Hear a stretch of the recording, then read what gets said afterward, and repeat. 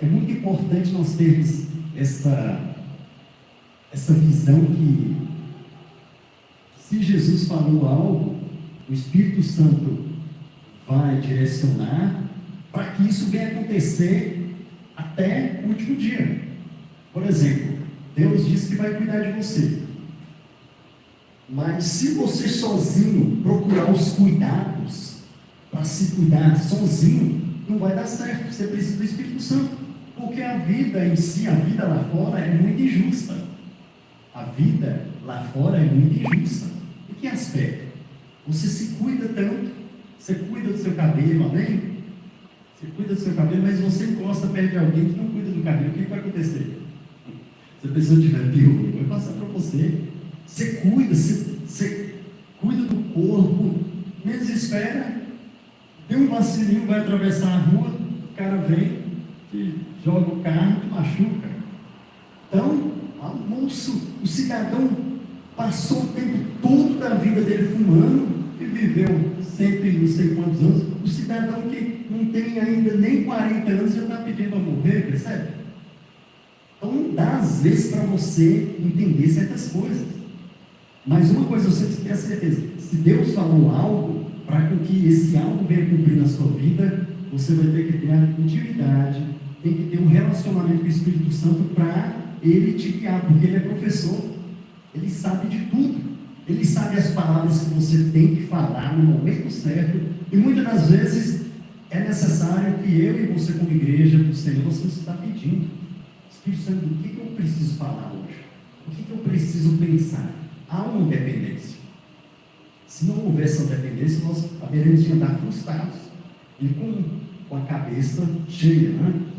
Então, a função do Espírito Santo: consolador e auxiliador. O Espírito Santo é descrito em João aqui, 14:26, que ele é conselheiro, ele capacita. 1 Coríntios capítulo 12, versículo 7, ele capacita. Significa que todo lugar que Deus te colocar, mesmo na sua mente você se sente incapacitado, Ele é capaz de te capacitar. O Espírito Santo, Ele é uma pessoa maravilhosa. Olha o que esse versículo diz. 1 Coríntios capítulo 12, versículo 7. A cada um, porém, é dada a manifestação do Espírito, visando ao bem comum. Então, aqui esse versículo está querendo dizer: a cada uma pessoa, ele dá uma forma de agir. A cada uma pessoa recebe uma dádiva. Só que o Espírito é o mesmo. Você tem o seu Espírito, que é o Espírito humano. Além desse Espírito humano, tem o Espírito Santo. Esse Espírito Santo, ele sempre está em concordância.